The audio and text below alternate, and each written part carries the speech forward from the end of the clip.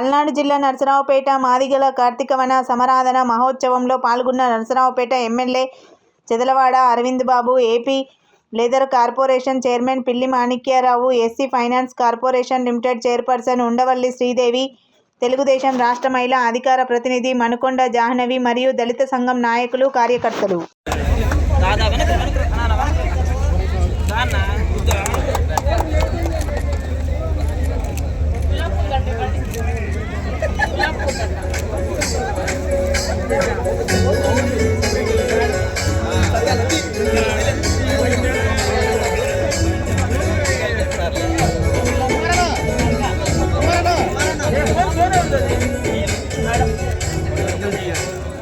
అందరి కోసం ఈ జనముల జెండను పట్టాలే, బతుకుల్లో వెలుగులు నింపాలకు జనవాదం ఎత్తాలే.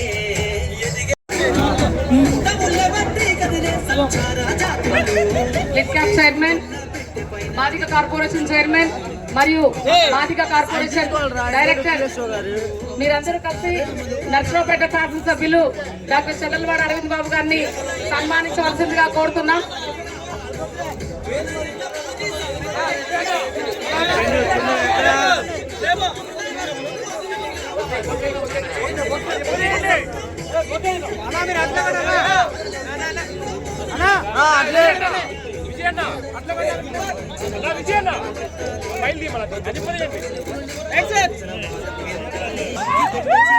దయచేసి ఇక్కడ ఉన్న మాదిగ జాతి బిడ్డల భోజన సౌకర్యాలు ఏర్పాటు చేయడం జరిగింది. అట్లా 14 వరకు ఆ గవర్నమెంట్ ఉంది, వర్గీకరణ లేదు. 2014లో మళ్ళీ చంద్రబాబు నాయుడు గారు ఆంధ్రప్రదేశ్ విడిపోయిన తర్వాత ముఖ్యమంత్రి అయ్యాడు. వర్గీకరణకు లేని ఎప్పట్లాగే అండగా ఉంటానన్నాడు. ఆ రోజు మళ్ళా అడుగులు ముందుకు పడ్డాయి. ఆ తర్వాత 2014 నుంచి 19 వరకు జగన్మోహన్ రెడ్డి వచ్చాడు. వచ్చినటువంటి మొత్తం ఇస్త్రీని తీసి పడేశారు. చెల్లి తప్పింది కదా, ఇప్పుడు అనేక రకాలుగా విస్త్రీ లాగేశారు. బెస్ట్ అవైలబుల్ స్కూల్స్ తీసి పడేశారు, లోన్స్ తీసి పడేశారు, భూమి కొనుగోలు పథకాలు తీసి పడేశారు, ఎన్ఎస్ఎండిసిలు తీసి పడేశారు, ఎన్ఎస్ఎంకేఎండిసిలు తీసి అన్ని పథకాలు తీసి పడేశారు.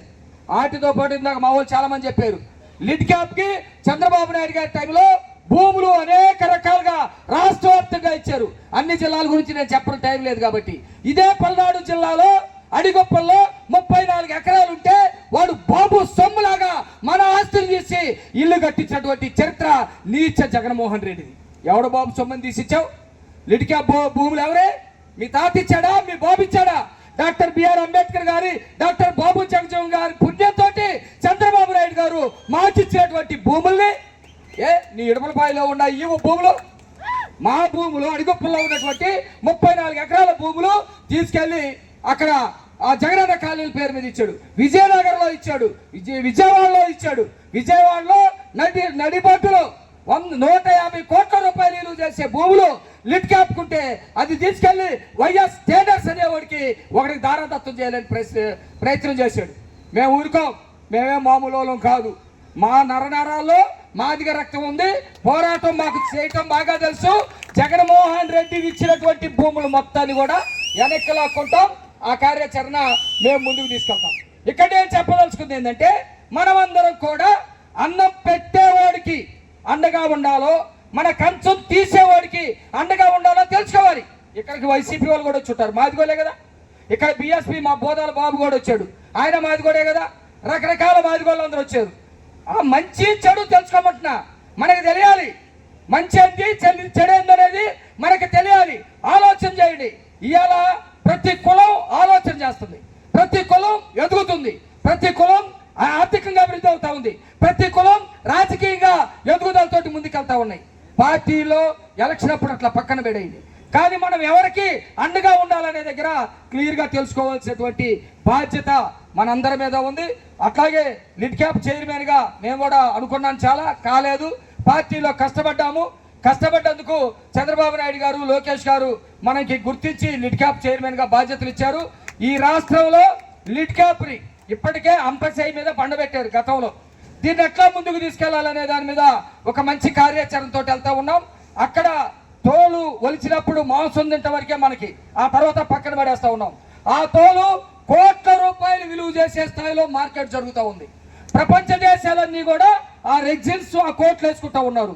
ఇక్కడ 30 రూపాయలు కూడా ఇవ్వనటువంటి టోల్కి బయటికి వెళ్తే దాదాపు 1,00,000 రూపాయలు పక్క దేశాల్లో పలుకుతున్నటువంటి పరిస్థితి ఉంది. చెన్నైకి వెళ్తే 5,000 10,000 పలుకుతున్నటువంటి పరిస్థితి ఉంది. పరిశ్రమలు రావాలి, దాంట్లో ఉద్యోగాలు కల్పించాలి, చాలా పనులు ఉన్నాయి. ఎవడు మన మాదిగోళ్ళు చెప్పులు కొడుతున్నామంటే నేను చెప్పులు కొడుతున్నానని సిగ్గుపడతా ఉన్నాడు. చెప్పులకి విలువ లేని రోజుల్లో చెప్పులు కుట్టారు. చెప్పుకు విలువ అయ్యి అది నెత్తి మీద క్యాప్ లాగా సంఖలో బ్యాగ్ లాగా మారినప్పుడు వదిలేసుకున్నాం. సంఖలో బ్యాగ్ ఇవ్వాల మా చెల్లి పెద్ద డాక్టర్ బాగా బ్రహ్మాండంగా చదువుకుంది, మా సిస్టర్. ఆమె బ్యాగ్ నాకు తెలిసి 10,000 రూపాయలు అయినా ఉంటుంది కదమ్మా. బ్రహ్మాండంగా చెప్పులు 20,000 30,000. విలువ లేని రోజుల్లో కత్తి ఆరే మన చేతుల్లో, విలువ ఉన్న రోజుల్లో వాడు మాకు చెప్పులు అప్పు పెట్టుకున్నాడు ఇంకొకటి పెట్టుకున్నాడని మనం ఏడవటంగా ఛాలెంజ్ గా తీసుకోండి. ఎస్, నేను ఆధునిక టెక్నాలజీ తోటి బ్రహ్మాండమైనటువంటి చెప్పులు కొడతా, బ్రహ్మాండమైనటువంటి షూస్ తయారు చేస్తా, బ్రహ్మాండమైనటువంటి బెల్ట్లు తయారు చేస్తా. రండి, ఎవరైనా ఉంటే నేను ఇప్పిస్తా. కంపెనీలు 10 లక్షల 20 లక్షల NSFDC తరపు నుంచి కానీ నేను సెంట్రల్ ఫండ్ నుంచి కానీ ఇప్పిస్తా.